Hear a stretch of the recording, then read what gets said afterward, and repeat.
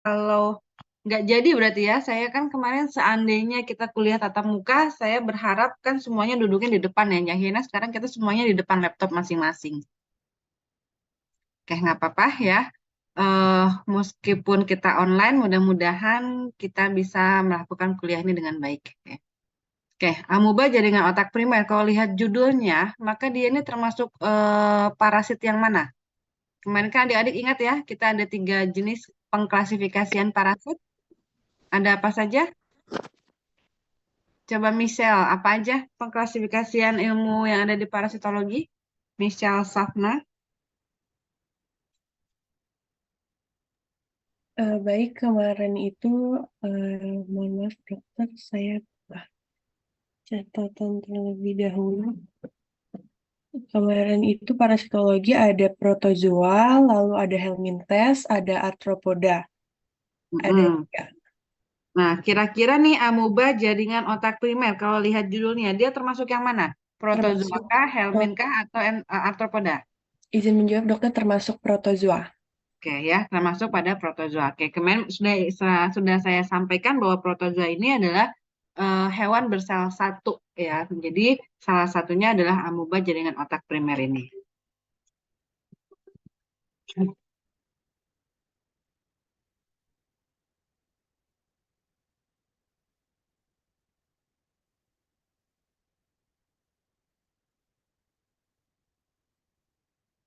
Oke, jadi ya amuba jaringan otak primer. Sebetulnya amuba ini adalah amuba yang tidak murni sebagai parasit. Jadi amuba ini bisa sebagai free living amuba. Jadi amuba yang hidup bebas, di mana hidupnya di tanah ataupun di air. Nah, jadi mungkin identik kalau kita kemarin bicara helminth seperti Strongyloides, di mana dia bisa berperan sebagai parasit dan juga dia bisa berperan sebagai eh, sebagai benda atau hewan atau organisme yang hidup bebas.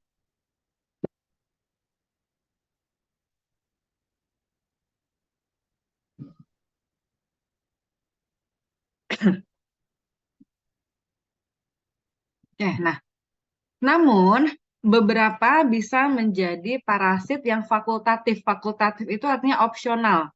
Ya, dia tidak absolut. Kalau absolut itu harus ada pada tubuh manusia. Kalau dia tidak sebagai parasit maka dia mati. Itu absolut. Kalau ini sebagai fakultatif artinya opsional. Bisa bisa hidup sebagai parasit pada manusia. Nah, amuba ini sebetulnya banyak banyak sekali ya. Baik itu amuba usus ya, protozoa usus, protozoa darah. Ini termasuk pada protozoa jaringan. Namun hanya ada beberapa yang memiliki sifat sebagai parasit fakultatif pada manusia, yaitu ada beberapa spesies dari genus Naegleria dan ada beberapa spesies dari genus Acanthamuba. Ini nama spesiesnya yang sudah diketahui. Ya. Nah, jadi ada suatu sejarah pada tahun 58. Jadi awalnya dia amuba ini tidak diketahui bahwa dia sebagai amuba, sebagai amuba yang bisa mengakibatkan penyakit pada manusia, maksudnya begitu. Jadi tahun 58 ada tim peneliti ya, dia melakukan penelitian dan mulai mencurigai bahwa parasit-parasit ini menimbulkan suatu manifest atau suatu disease gitu pada manusia. Nah, kemudian tapi sudah cuma dicurigai begitu, selesai.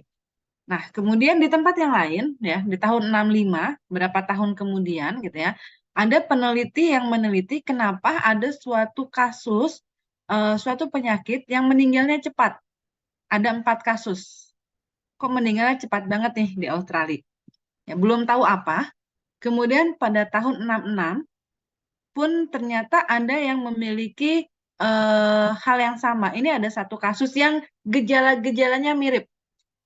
Gitu. Dan ada 3 kasus di Florida yang gejala-gejalanya mirip seperti apa yang dilaporkan di Australia. Jadi mungkin ceritanya sama seperti ketika perjalanan COVID ya. Awalnya kan di Cina sana ada orang begini-begini, kemudian ramailah, oh di sini juga ada nih gejala-gejalanya mirip gitu, sehingga akhirnya menjadi satu pandemi. Nah, mungkin seperti itu sejarahnya. Ya, di tahun 66 dicurigai. Disimpan dulu ya. Nah, kemudian di tahun 70 Carter melakukan suatu penelitian. Dia beda lagi tuh, jadi di Australia yang mungkin melanjutkan penelitian di tahun 66. Makanya kenapa kalau kita punya penelitian kita harus publikasi. Gitu ya. Bagi seorang peneliti, bagi seorang dosen, yaitu oke meningkatkan angka kredit poin, gitu ya, untuk meningkatkan karir. Tapi ada hal yang lebih penting dari situ adalah untuk menyebarkan informasi sehingga mungkin saja ada di dunia sana yang bahkan mungkin tidak kita kenal, ini bisa memiliki penelitian yang sama atau bahkan bisa melanjutkan penelitian kita yang mungkin saat ini pengetahuan kita masih terbatas. Kita nggak tahu nih itu kayak kayak ini kan tahun 65 dia nggak tahu ini apa. Tapi kemudian tahun 70 dilakukan suatu penelitian lanjutan oleh Carter yang mungkin kenal mungkin tidak ya. Dan dia yang pertama kali melakukan pengisolasian spesies ini di Australia. Pertama kali yang bisa mengambil gitu ya, spesies dan mengidentifikasi itu si Carter ini. Sehingga akhirnya ditemukanlah Naegleria fowleri. Jadi mungkin ya dari kasus-kasus yang kemarin itu yang ada tahun 65 ada 4 yang fatal, mungkin spesimennya diambil atau mungkin spesimennya dibekukan. Kita nggak tahu bagaimana prosesnya tidak diceritakan lebih lanjut, namun akhirnya diketahuilah bahwa ada suatu spesies yang bisa mengakibatkan sesuatu hal yang fatal, yang progresivitas menuju meninggalnya itu cepat, dan diketahuilah oleh Carter namanya nih sekarang dikasih nama Naegleria fowleri atau Naegleria aerobia atau Naegleria infandens. Ini nama-nama yang lain yang mungkin ada yang neliti di tempat lain ngasih nama beda, ternyata sama spesiesnya itu juga. Namun yang sudah lebih established namanya adalah Naegleria fowleri. Nah, kemudian berapa tahun kemudian ada lagi gitu ya penelitian. Nah, ini malah yang memang dia mengambil jadi suatu spesimen dari Culbertson yang tahun 58 tadi itu diambil ya suatu spesimennya kemudian diinokulasi. Diinokulasi itu kayak dimasukkan, ditanam atau dikultur ya pada hewan coba. Karena kan nggak mungkin nih kita ambil sesuatu yang kita nggak tahu itu apa, terus kita tanam atau kita masukkan ke manusia, itu kan melanggar etik ya. Jadi ke hewan coba. Nah, kemudian akhirnya diketahui waktu itu disangkanya ini virus. Jadi sesuatu hal yang mengakibatkan kematian cepat itu disangkanya virus. Tapi kemudian akhirnya baru diketahui dia berupa amuba. Nah, akhirnya ditemukanlah Acanthamuba culbertsoni. Makanya nama dia nih, karena dia yang menemukan, dia yang melakukan, dia yang meneliti si Culbertson ini tahun 58. Ya. Jadi kalau kalian nanti menemukan spesies lain bisa dikasih nama. Misalnya apa? Acanthamuba alvanesia. Bisa. Ya, suka-sukanya aja. Ya, jadi masih banyak sekali peluang kalau menemukan spesies. Tapi tentu harus didaftarkan ya. Didaftarkan, dipatenkan. Supaya diakui di dunia. Nah, jadi si Culbertson ini dia menemukan. Akhirnya dikasih nama Acanthamuba culbertsoni. Ya, dari spesimen yang ditemukan. Tapi kemudian dia mengubah namanya menjadi Hartmanella culbertsoni. Tapi pada itu sesuatu hal yang berbeda, ternyata didapatkan dia temannya Acanthamuba, yaitu balat mutia. Tapi intinya, baik itu dari balat mutia maupun Acanthamuba ini, dia berada pada satu genus yang sama, yaitu Acanthamuba. Nah, ini taksonominya. Ya, jadi dia ini genusnya adalah Amuba atau Entamuba ya. Ada 2 spesies yang akan kita pelajari, 3 sebenarnya dengan balat mutia ya, Acanthamuba, Naegleria dengan balat mutia. Oke, sekarang kita pelajari yang pertama dulu, Naegleria fowleri. Apa itu Naegleria fowleri? Naegleria fowleri itu adalah suatu amuba. Sekarang kita bicara amuba semuanya. Kalau kemarin kita belajar pemetaan ya, termasuk pada protozoa darah dan jaringan. Tapi dia lebih fokus pada jaringannya. Jaringannya jaringan apa? Jaringan otak. Makanya kadang-kadang disebut juga sebagai amuba jaringan otak primer. Artinya primer itu dia memang manifestasinya di otak. Begitu parasit ini masuk, dia memang salah satu organ yang dipilihnya otak gitu. Bukan karena migrasi. Bukan kayak kemarin yang nyasar-nyasar itu bukan. Makanya dibilangnya primer, PAM. Jaringan otak amuba, jaringan otak primer. Ya, nah Penyakitnya yang disebabkan oleh Naegleria fowleri disebut PAM, yaitu amuba meningoencephalitis primer. Nanti ketika adik-adik masuk di blok neuro, sudah masuk belum blok neuro? Kalian kan semester 3, belum ya? Nah, jadi nanti kalian akan bisa membedakan mana yang namanya meningitis, mana yang namanya encephalitis. Intinya itu semuanya adalah radang otak. Tapi kan otak ini ada selabut-selabutnya, ada bagian-bagiannya, jadi nanti penamaannya beda karena biasanya gejala klinisnya juga ada sedikit perbedaan antara meningitis dengan encephalitis. Nah, di sini Naegleria fowleri mengakibatkan meningoencephalitis. Jadi kemeningen selaput otaknya iya, ke otaknya juga iya gitu. Nah, sebetulnya habitat aslinya itu pada freshwater. Hari ini kita hari Jumat ya, semoga kita bisa selesai lebih cepat ya. Oke. Dia hidupnya pada air atau pada tanah, tapi mayoritas di air, di mana airnya memang air yang hangat. Seperti di negara tropis ini. Negara tropis kan airnya walaupun kita nggak panasin pakai kompor gitu ya, pakai gas kan, memang dengan kena sinar matahari sudah hangat. Nah, hal ini yang mendukung untuk kehidupan dia. Dan parasit ini makannya makan bakteri. Bagaimana parasit ini menginfeksi manusia? Disinyalir banyaknya berhubungan dengan aktivitas air. Jadi, ketika ada seseorang yang berenang, katakanlah berenang pada suatu media yang terkontaminasi, apakah itu di sungai, di kali, atau bahkan di kolam renang yang memang terkontaminasi oleh amuba ini. Ingat, amuba ini pada dasarnya adalah free living amuba. Dia bisa hidup bebas. Dia tidak tergantung harus ada pasien dulu yang kemudian membuang gitu ya, membuang cairan otaknya di situ, baru air itu terkontaminasi, tidak.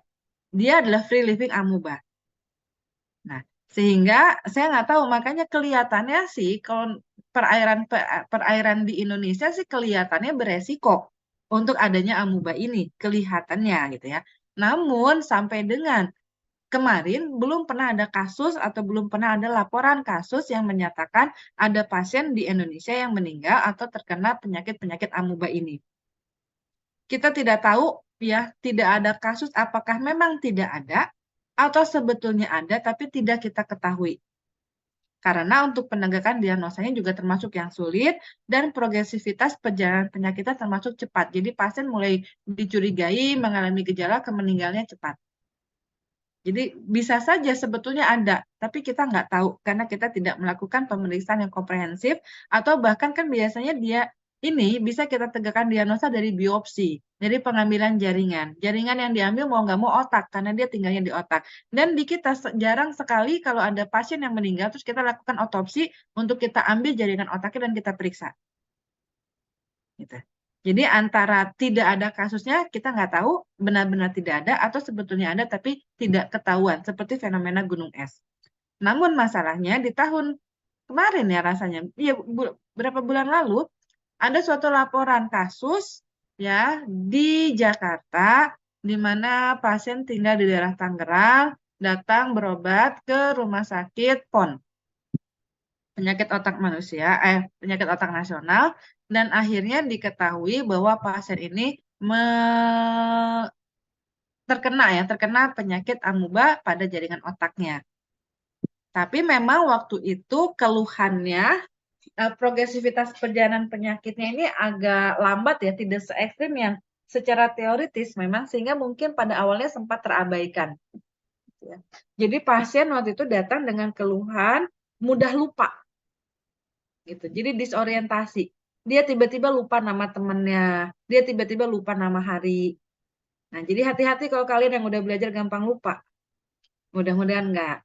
Mudah-mudahan tidak ya. Tapi waktu itu pasien datang kan biasanya kalau kita dapatkan pasien dengan suatu hal di otak, biasanya datang itu dengan kejangka gitu ya. Atau datang dengan penurunan kesadaran, pasien tahu-tahu nggak sadar gitu.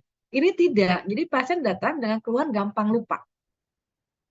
Gitu ya. Pasiennya masih remaja, anak SMP rasanya SMP atau SMA ya, masih remaja, masih belasan tahun, wanita. Nah, akhirnya namun dari mulai lupa-lupa itu kemudian mulai terlihat progresivitasnya. Ya, pasien sakit kepala lah, bagaimana, dan terakhir sih rasanya memang terjadi penurunan kesadaran, makanya dibawanya ke PON. Gitu. Tapi di awal muasalnya itu keluarganya nggak nyangka gitu karena pasien cuma sering lupa. Nah, akhirnya teridentifikasilah gitu ya pasien terkena amuba jaringan otak primer ini, dan itu bekerja sama akhirnya dari POM konsultasi diskusi dengan FK parasitologi FKUI. Makanya kenapa saya tahu, karena kemudian dijadikan bahan diskusi bagi kami. Karena kami semua kan memang untuk parasitologi klinis kan memang baru ada di FKUI. Jadi memang kita masih ada satu center gitu, jadi masih ada komunikasi dengan mereka. Jadi kita bahas gitu kasus tersebut. Sampai ya pasiennya sih di PON ya langsung di treatment, tapi kemudian masalahnya kita harus mencari, ini berarti kan ada suatu wilayah, ada suatu daerah yang berisiko, kita harus mencegah ya supaya tidak ada pasien-pasien yang sama. Jadi akhirnya lintas sektor tuh dari dinas kesehatan iya, kemudian dari dinas lingkungan juga iya, bahkan sampai air-air yang ada di sekitar rumahnya itu diperiksa, airnya diperiksa, air yang ada di sekolahnya diperiksa, karena basically pasien ini bukan pasien yang dia ini anak rumahan gitu loh, bukan pasien yang suka berenang di mana aja gitu, nggak tahu tiba-tiba dia udah nyemplung di sungai gitu, bukan seperti itu. Jadi kemarin para penanganan kasus agak kesulitan untuk mentrace gitu, mencari pasien ini dapat amubanya dari mana gitu. Dan di Tangerang kan ya agak kota ya, bukan di desa yang di mana aja kita bisa berenang gitu, nyemplung ke sungai gitu loh. Ya kan? Jadi dan dia pun bukan mungkin pernah sih berenang-renang mungkin pernah, tapi tidak ada riwayat yang dia dalam waktu yang berdekatan berenang gitu. Akhirnya dicari kemungkinan ya apakah dari air misalnya ketika dia membersihkan airnya gitu, ketika mandi kah atau ketika dia wudhu kah gitu kan, menggunakan air yang terkontaminasi atau misalnya ya itu yang sedang dicari waktu itu belum didapatkan fakta di mana didapatkannya amuba tersebut gitu. Namun ini adalah suatu fenomena gitu, ada kasusnya di Indonesia sehingga memperkuat dugaan bahwa mungkin selama ini dikatakan tidak ada kasus tuh bukan yang nggak ada kasus, mungkin ada kasusnya tapi tidak diketahui. Alhamdulillahnya pasien ini rasanya sampai yang terakhir kali kami diskusikan tuh menunjukkan perbaikan. Aslinya tidak sampai meninggal gitu. Pasiennya masih hidup waktu itu. Saya belum tahu ya bagaimana update karena itu kan sudah berapa bulan yang lalu akhirnya. Nah, jadi secara teoritis sebetulnya amuba ini masuknya lewat aktivitas air. Karena amuba ini tinggalnya di air, hidupnya di air. Jadi menginfeksi manusia biasanya melalui hidung. Jadi ketika berenang, ya paling sering adalah ketika berenang di air yang terkontaminasi kan sangat mungkin sekali kita terhirup air, gitu ya. Nah, ketika terhirup air, amuba ini ikut masuk dan dia akan masuk ke otak melalui nervus olfactorius. Kalian udah belajar anatomi kan ya? Kan di kita ini ada jalur-jalur persyarafan di mana saraf itu ibaratnya kan tubuh kita ini ibaratnya seperti pembuluh darah, seperti selang yang saling berhubungan, demikian juga dengan pembuluh saraf saling berhubungan. Atau ibaratnya seperti dari ranting pohon menuju cabang utama gitu ya. Jadi sama, dia pun naik dari nervus olfactorius ya. Jadi terhirup hidung masuk ke otaknya naik gitu ya, menyelusuri nervus olfactorius dan akhirnya bermukim di otak menimbulkan infeksi. Nah, bentukan dari protozoanya itu sendiri, ini di sini saya akan bahas lengkap ya, karena di blog TID kalian tidak akan dapatkan lagi ya. Beda dengan yang kemarin-kemarin saya akan bahas lagi nanti di blog yang lain. Di sini tidak, jadi akan saya bahas lengkap. Jadi di sini bentukannya protozoanya seperti ini. Jadi protozoa seperti ini ada inti dan dia punya flagel. Ya. Kemudian disebutnya stadium flagellae. Pada suatu kondisi dia akan berubah dari flagel ini menjadi bentuk amuba. Kalau bentuk amuba ini si flagelnya dia melipat seperti ini. Karena pada prinsipnya flagel ini seperti kaki pada manusia. Jadi ini alat gerak. Jadi ketika dia bentuk flagellae dia bisa bergerak, dia bisa berenang-renang. Nah, ada suatu kondisi tertentu, makanya kalian kemarin di parasitologi umum dapat nggak ya tentang enkistasi, ekskistasi?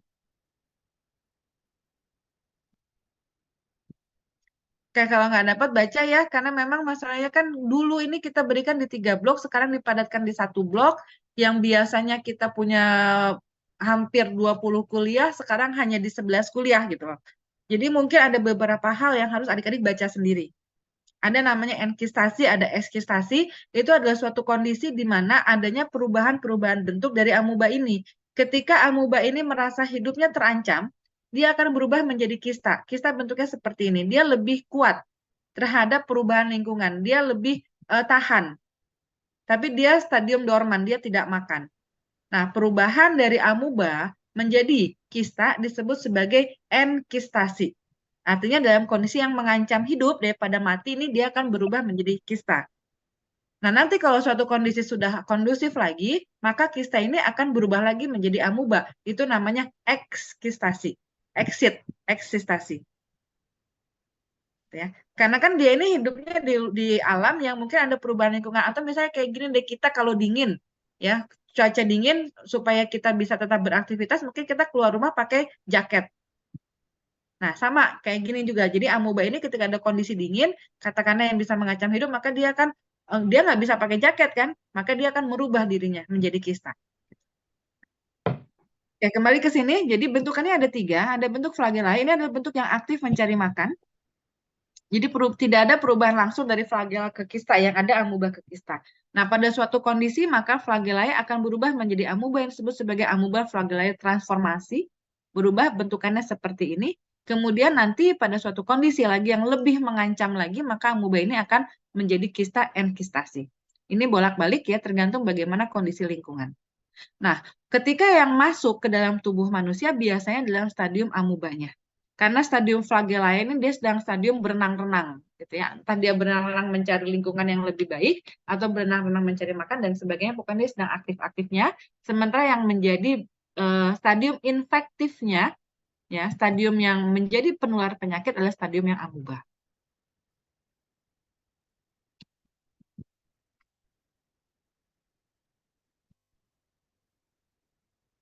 Nah, di sini sih katanya kalau di air laut belum teridentifikasi, ya mungkin karena kondisi tingkat garamnya yang tinggi dan sebagainya.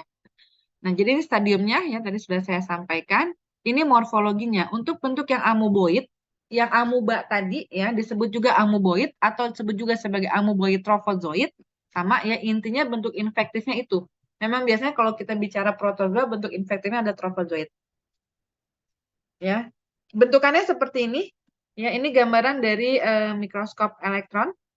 Ya, makanya kelihatan sekali granul-granulnya. Dia panjangnya cuma sekian mikron, ya. Dia bergranul dan dia punya inti. Intinya ini, intinya tunggal.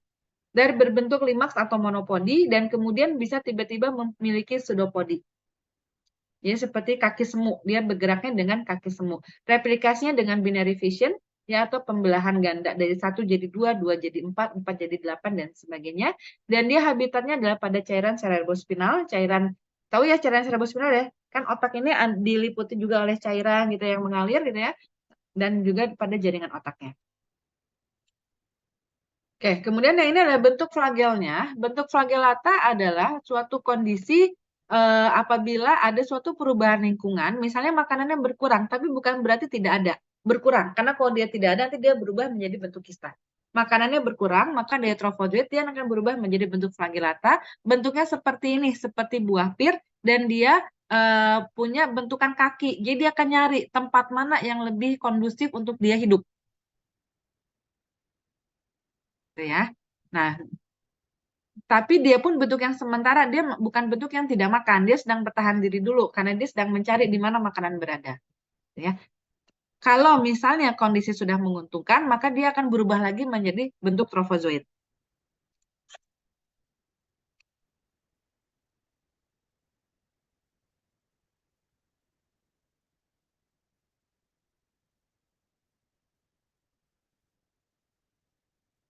Oke.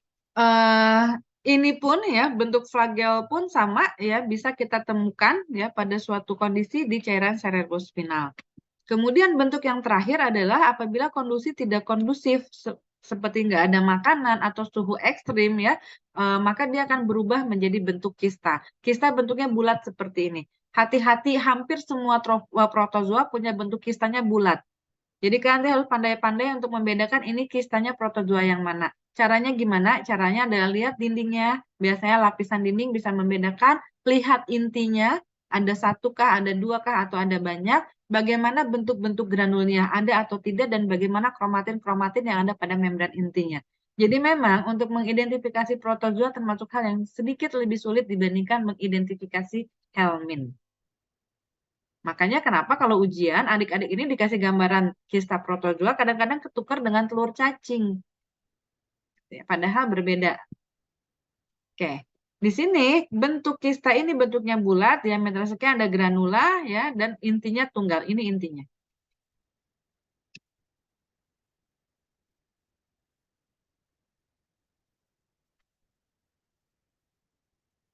Ya, ini ya siklus hidupnya sama seperti sudah saya jelaskan tadi. Ya, bentuk infektif adalah bentuk ketika dia menularkan penyakit dan bentuk diagnostik adalah bentuk di mana kita bisa mengambil stadium tersebut untuk kita periksa. Ya, kalau kemarin kita bicara pemeriksaan feses, pemeriksaan darah gitu untuk menemukan telur dan darah untuk menemukan mikrofilaria, di sini kita perlu ambil dari cairan cerebrospinal untuk menemukan bentuk infektif, bentuk diagnostiknya.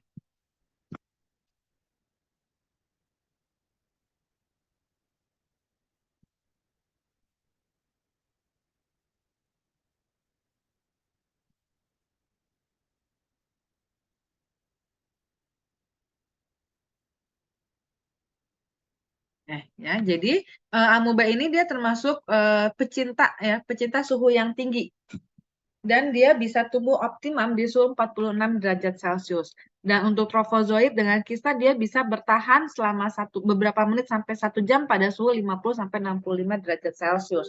Cuma kan kalau kita sih setelah itu dia mati. Pada suhu yang terlalu tinggi dia mati. Cuma kan masalahnya perairan di Indonesia biasanya jarang. Ya, kalau cuma kena matahari doang itu jarang sampai suhunya sekian. Jadi di suhu rata-rata kita, suhu lingkungan kita kan sekitar 35 ya. 33, 35 itu masih suhu yang mendukung dia untuk tumbuh dan panjang umur gitu. Ya.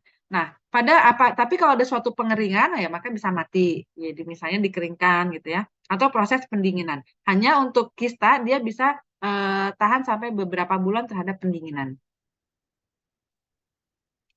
Cuma kan masalah kalau di kita nggak pernah menemukan musim dingin di mana sungai itu membeku gitu. Jadi kita memang selalu rata-rata pada suhu yang kondusif untuk tumbuhnya amuba ini.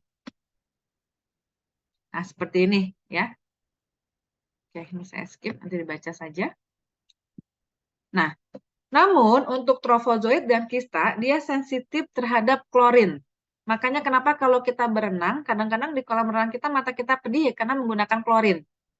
Kenapa pakai klorin? Ya karena ini salah satu suatu cara gitu ya untuk mematikan amuba-amuba ini. Karena untuk trofozoid dan kista dikatakan masih sensitif terhadap klorin ataupun terhadap monokloramin yang digunakan untuk disinfeksi, baik itu disinfeksi air minum ataupun kolam renang dengan catatan pada kadar yang adekuat. Jadi kalau kadarnya klorinnya kurang, bisa jadi ya nggak mati si trofozoid dan kistanya. Dan dengan catatan yang adekuat. Tapi kadang-kadang berlebihan pun juga belum tentu baik. Kenapa? Karena jadi untuk para perenang juga yang mengganggu gitu ya, membuat pedih ke mata, membuat kulit kering dan sebagainya. Jadi intinya adalah bahwa kolam renang ini harus terpantau. Harus benar-benar dijaga. Nih hati-hati yang pada punya kolam renang di rumahnya gitu ya.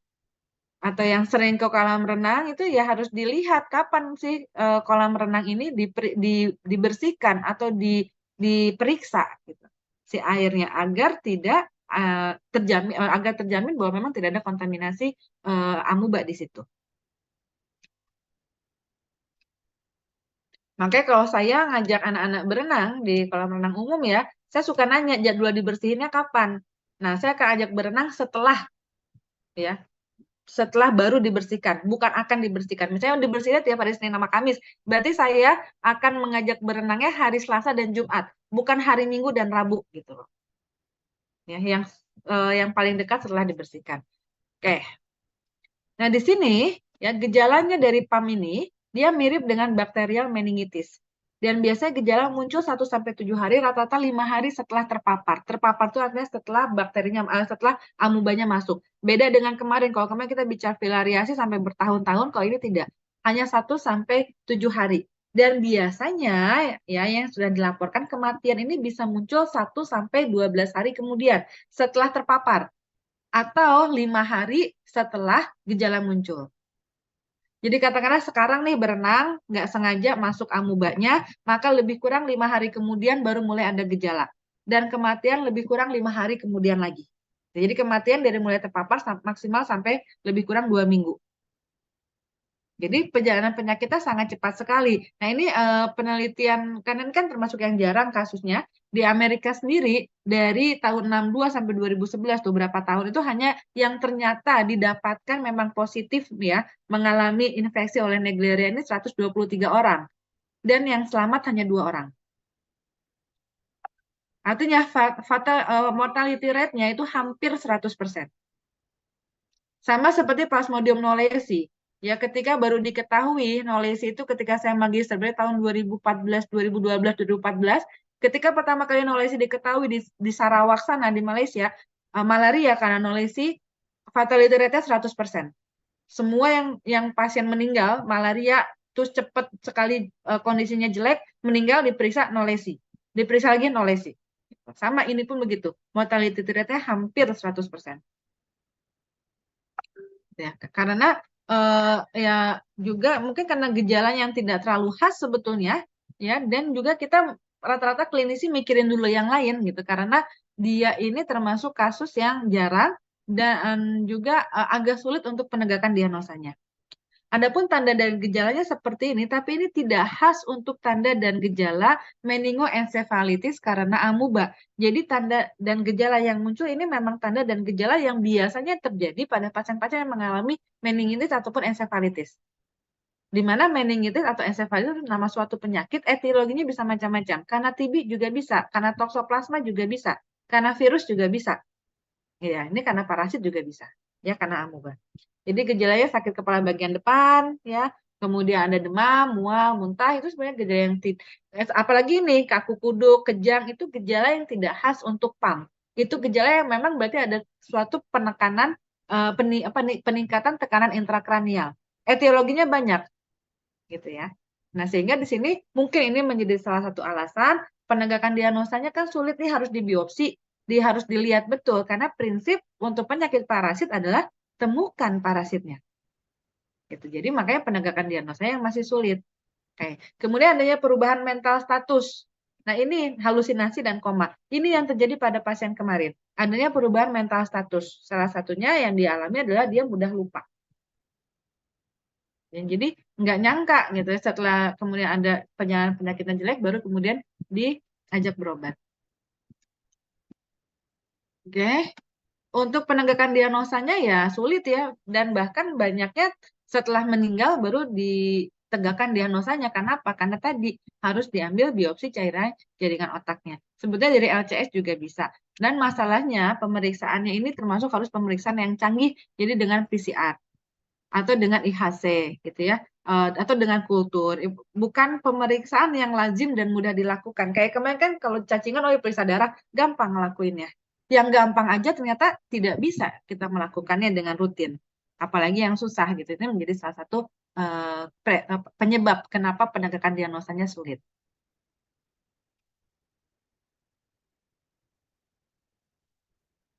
Nah, ini gambaran trofozoitnya dari pewarnaan ya. Ini trofozoitnya, ini trofozoitnya ya, si amubanya. Ini dengan IHC. Nah, ini gambaran jaringan otaknya yang mengalami infeksi. Kan harusnya otak ini putih. Ya, ini sudah terlihat nih adanya peradangan-peradangan. Adanya hemorrhagic, ya, hemorrhagic adanya perdarahan-perdarahan, ditambah lagi adanya nekrosis. Biasanya kalau pada stroke, katakanlah ya, kalau kalian masuk blok neuro, pilihan stroke itu cuma 2. Hemorrhagic, perdarahan, atau nekrosis, nggak ada darah. Yang di sini terjadi dua-duanya, hemorrhagic, ada bagian yang hemorrhagic, ada bagian yang nekrosis dari jaringan otak. Makanya mungkin ini yang bisa menjadi salah satu penyebab kenapa progresivitas perjalanan penyakitnya ke meninggal cepat. Kalau dibandingkan dengan stroke saja, stroke itu meninggalnya nggak secepat ini.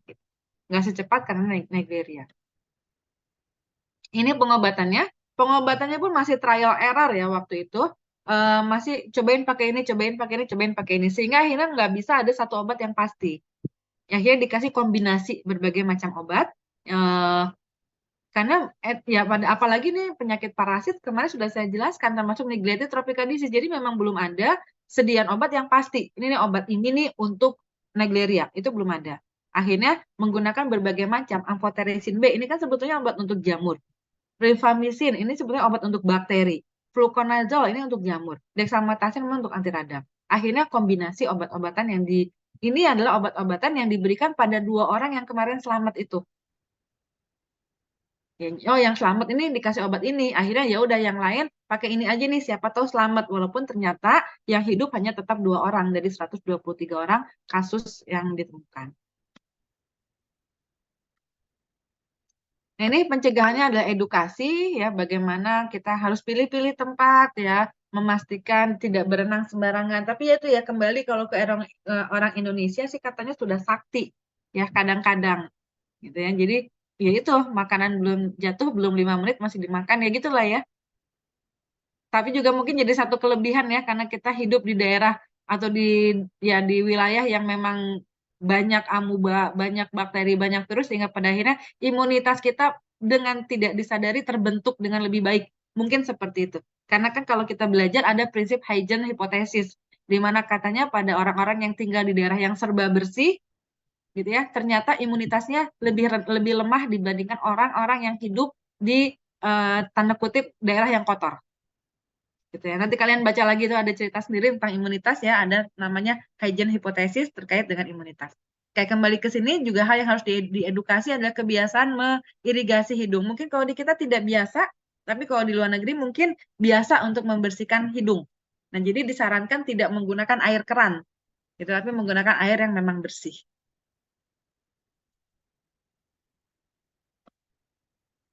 Oke, yang kedua, spesies kedua, ya, masih sama dari golongan amuba jaringan amuba, protozoa darah dan jaringan di sini tapi amuba jaringan otak.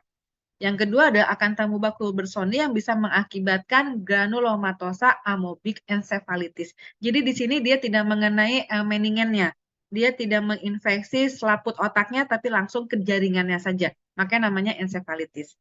Nah, dia sini jarang ya, sama sih sama yang tadi juga jarang, tapi dia di sini tidak hanya bisa menginfeksi otak.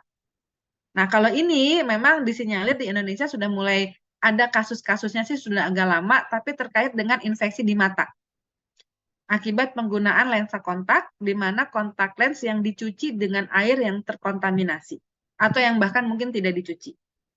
Jadi kalau saya menyarankan, saya juga terkadang pengguna soft lens, tapi saya lebih suka memilih untuk menggunakan soft lens yang disposable, yang sekali pakai buang. Jadi bukan tipe yang dipakai, kemudian dilepas, kemudian dicuci, direndam, ya, untuk kemudian dipakai kembali. Ya, karena kalau mau menggunakan hal yang seperti itu, maka harus yakin benar bahwa cairan yang digunakan memang cairan yang bersih, tempat yang digunakan pun tempat yang bersih, dicuci dengan pokoknya tidak ada kontaminasi yang bisa masuk ke situ. Karena kalau amuba ini sampai masuk, bisa menimbulkan infeksi, maka hal paling fatal adalah mengakibatkan kebutaan.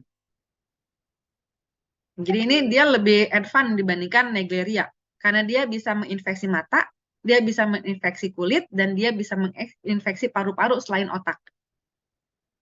Dia bisa masuk ke tempat yang lain. Nah, kalau di kulit, dia bisa menimbulkan luka pada kulit. Misalnya kita berenang-renang ya, kulit kita ada yang terluka, kemudian terkenalah dan termasukilah oleh amuba ini, maka bisa terjadi ulkus ya pada kulit kita. Kemudian, nah, hanya pada otaknya dia ini cenderung dia self limited disease. Jadi dia pada orang-orang yang imunokompeten, dia relatif jarang mengenai otak sebetulnya. Karena mungkin imunitasnya yang sudah menahan duluan supaya amuba nggak masuk otak. Tapi kalau pada orang-orang yang imunocompromised, maka dia sangat mudah sekali untuk terjadinya GAA ini. Ya. Kemudian kalau masuk ke paru-paru, dia bisa terhirup. Sama ya, resiko masuknya karena dia sama seperti tadi ya, free living amuba, maka bisa di tanah, air, dan debu, dan sebagainya. Nah, ini siklus hidupnya yang sedikit berbeda. Di sini ada perubahan dari bentuk kista menjadi trofozoid, lalu trofozoid membelah diri menjadi trofozoid lagi. Jadi di sini untuk Acanthamoeba tidak ada bentuk flagellata. Ya, tidak ada stadium flagellae. Hanya ada kista dengan trofozoid. Dari kista ke trofozoid namanya eksistasi, dari trofozoid ke kista namanya enkistasi. Nanti hal-hal apa saja yang bisa mempengaruhi dibaca sendiri. Nah, di sini baik itu amuba, baik itu kista maupun trofozoid dia bisa masuk. Kalau yang tadi hanya bentuk amubanya saja kan?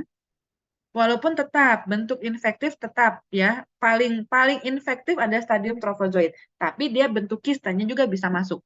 Dan jika kondisi memungkinkan, maka bentuk kista juga bisa berubah jadi trofozoid.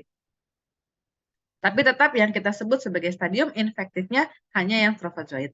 Nah, kalau dia bisa masuk ke mata tadi bisa mengakibatkan keratitis tadi sampai kebutaan. Kalau dia terhirup lewat hidung, kalau tadi pasti naik ya untuk Naegleria ke otak. Kalau dia belum tentu bisa naik, bisa turun. Kalau dia imunokompeten, ya paling mungkin adalah turun, bisa menginfeksi paru-paru. Kalau imunokompromis, dia bisa naik, menginfeksi otak, mengakibatkan GAE tadi. Kemudian bisa juga ke kulit. Ya. Cara penegakan stadium diagnostiknya adalah baik kista maupun trofozoid kita ambil dari mana jaringan yang terinfeksi. Gitu. Kalau dari mata ya kita kerok. Biasanya kita kerok korneanya, kita periksa. Kalau ada ulkus di kulit ya kita ambil gitu ya, dikerok dari kulitnya. Nah, ini bentukan dari trofozoidnya seperti ini ya. Bentuknya cantik, tapi mudah-mudahan kita nggak usah lah kita dimasuki dia gitu ya. Intinya dia sentral, ini intinya saya, dan kariosomnya besar. Kemudian beberapa ada pseudopodi. Bentuknya dia hampir segitiga, aktif dan dia juga bisa bergerak, replikasi dengan mitosis dan sebagainya sama lah ya. Nah, bentukan kistanya begini. Nih, yang dilihat nih, beda lapisan kulit tadi. Di sini ada lapisan yang kayak bergerigi-gerigi. Cuma sayangnya kita nggak punya ya preparatnya ya, dan memang susah sekali. Mau beli juga ini mah nggak ada. Ya, jadi nggak mau kita lihat dari CDC. Nah, bisa dilihat nih lapisannya ya, lapisan dari kistanya menebal dan irregular. Ya, kemudian ada namanya disebut sebagai stellat dan ektokis gitu, berkeriput. Pokoknya nggak rata. Ya, itu bentukan dari kistanya. Nah, masalah di sini adalah kistanya resisten terhadap klorin. Itu yang jadi masalah ya, dia sudah mulai dilaporkan dia tahan terhadap klorin. Kalau tadi untuk Naegleria terhadap klorin dia masih mati, tapi kistanya ya, kalau trofozoidnya dia masih mati, tapi bentukan kistanya dia tahan terhadap klorin. Dan dia mudah sekali terbawa oleh air dan udara. Makanya kalau saya nggak berani pakai softline yang nggak disposable. Oke, kemudian, nah waktu munculnya gejala ini, ya itu cukup lama, beberapa bulan sampai 1 tahun. Ya, untuk Acanthamoeba itu dia lebih panjang masa inkubasinya dibanding Naegleria fowleri. Tapi semenjak terjadi gejala, biasanya lebih kurang dalam waktu 3 minggu, maka pasien meninggal. Ini maksudnya gejala yang berhubungan ke otak ya. Kalau ke mata ya berarti paling fatalnya adalah kebutaan. Tapi sangat mungkin sekali dari mata dia bisa naik juga gitu ya ke otak dan sebagainya. Tanda dan gejala mirip, tidak terlalu khas untuk karena amuba, makanya kenapa kita penting untuk melakukan pemeriksaan penunjang. Karena di sini dari anamnesis, dari pemeriksaan fisik tidak ada yang bisa membuat kita yakin bisa menegakkan diagnosa dia terkena infeksi karena amuba. Ya, jadi ada perubahan mental status, hilangnya koordinasi, demam, lemah otot, double fissure. Oh iya, pada kemarin juga pasien itu setelah lupa-lupa dia memang lemah otot. Jadi kalau kayak megang gelas dia gampang lepas, gitu. Ya, saya lupa yang gejala kemarin, pasien waktu itu ya. Oke. Kemudian penegakan diagnosis ya sulit ya, sama kayak tadi, mau nggak mau kita harus ambil paling bagus adalah biopsi. Tapi kita bisa dikatakan nggak pernah melakukan biopsi jaringan otak pada orang yang masih hidup. Karena kan jaringan otak itu irreversible ya. Kalau kita ambil tidak akan terbentuk lagi kan. Gitu. Jadi itulah paling mungkin dari LCS. Paling mungkin dari LCS dari cairan cerebrospinalnya. Ini gambaran mikroskopisnya ini didapatkan dari pasien yang otopsi artinya sudah meninggal ya gambarannya nah seperti ini. Ini. Jadi dia bukan hemorrhagic necrosis ya, dia cenderung adanya abses. Kalau abses itu berarti sudah ada kayak cairan-cairan purulen ya, kayak nanah dan sebagainya pada jaringan otak. Nah, ini ya mencegahnya ya masih unclear, masih kayak tadi ya, banyak-banyak doa gitu palingnya. Karena dia free living, semua hal bisa beresiko, namun dia sangat tergantung pada imunitas. Kalau imunitas kita bagus, ya insya Allah nggak apa-apa. Tapi pada orang-orang imunokompromis bisa terjadi GAE. Tapi kalau pada mata itu sudah banyak ya, sudah ada di Indonesia sendiri sudah banyak laporan-laporan kasus yang akan tamuba pada keratitis akan tamuba pada mata karena penggunaan softland yang direndam atau yang dicuci dengan air yang terkontaminasi. Nah ini pilihan-pilihan obatnya ya, juga masih nih kayak nih masih apa ya? Bukan trial error ya, karena memang masih belum ada satu obat definitif yang memang untuk itu gitu loh.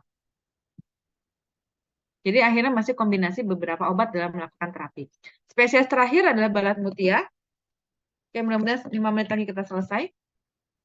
Di sini ditemukan di tanah dan debu. Ini sama ya, mengakibatkan granuloma amuba encephalitic juga sama seperti acanthamuba. Ya, jadi berbeda dengan Naegleria. Dan di sini pernah ditemukan, pertama kali ditemukan tahun 86, tapi waktu itu bukan pada manusia. Jadi tiba-tiba ada babon itu apa ya, kera-kera besar yang mati ya kemudian tapi kok terus banyak sampai ditemukan ada 200 kasus diperiksa lah ya. Kalau kita kan kadang-kadang kalau kita menemukan hewan yang tiba-tiba mati ya sudahlah gitu ya, mungkin kita belum pada tahap meneliti yang begitu-begitu, mungkin dananya kita nggak ada, yang mau meneliti juga siapa itu. Kalau di sana diteliti kenapa nih babon-babonnya langsung pada mati, diperiksa semuanya dan ternyata ditemukan sesuatu yang patologis di jaringan otaknya dan didapatkanlah adanya balamutia.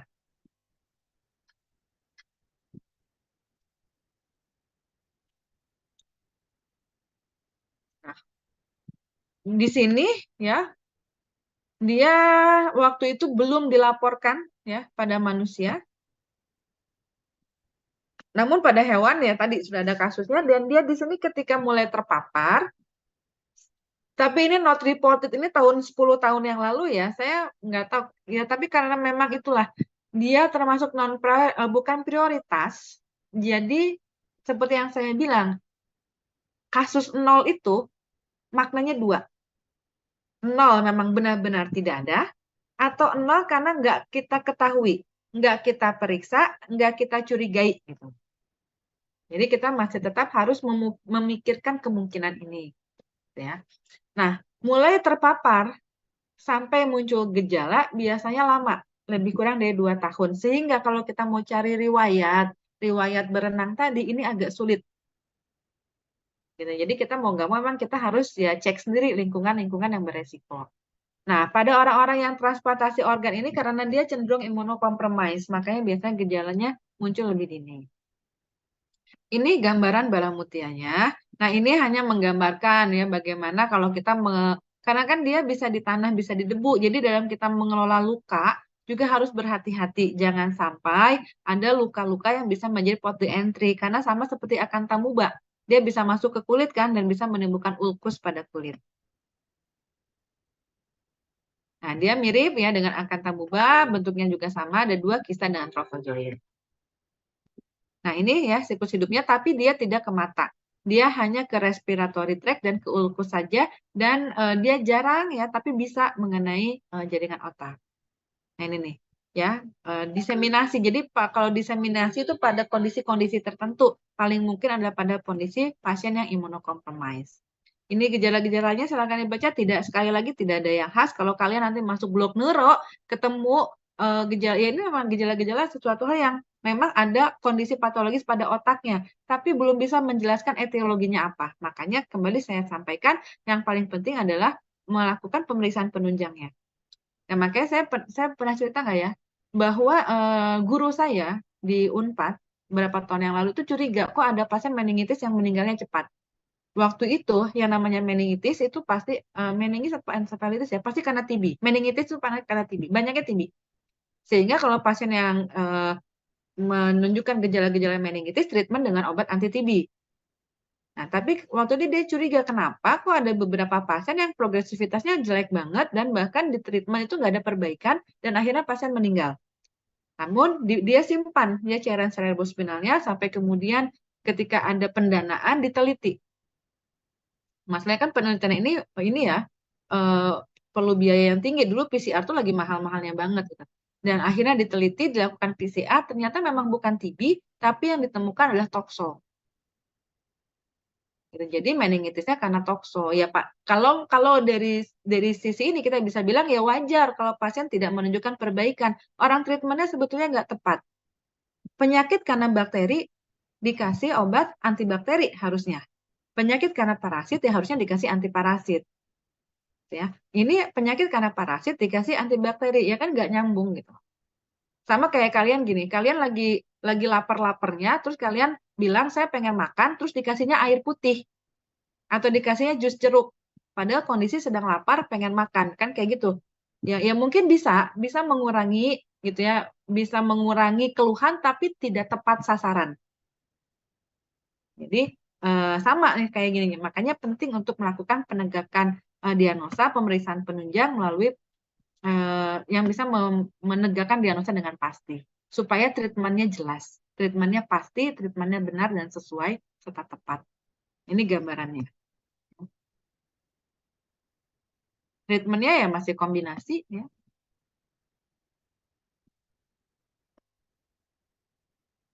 Nih kalau dilihat nih ada pasien yang pernah selamat ya karena balamutia ini ada 2 kasus ya gini obatnya masih banyak. Pakai ini, pakai ini, pakai ini. Karena memang belum ada obat yang pasti ya, yang tepat untuk amuba ini. Oke, ini adalah resumenya yang mudah-mudahan bisa membantu adik-adik dalam belajar. Oke, ada yang mau ditanyakan? Saya pikir ini ada slide terakhir ya. Sebelum kita meninggalkan karena hari ini hari Jumat ya. Jika ada yang ingin disampaikan silakan.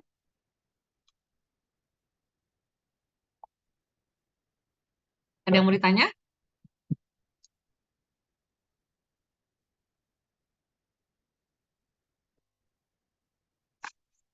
Atau nanti boleh ya ketika di lab juga boleh ya. Karena ini kan jadi kuliah terakhir saya di sini, tapi saya masih ada kuliah dengan kalian nanti di blok TID di blok ketiga ya.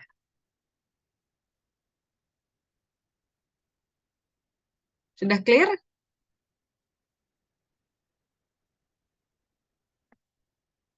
Ya sudahlah ya, Ya, kalau Dok. clear berarti ada yang mau nanya?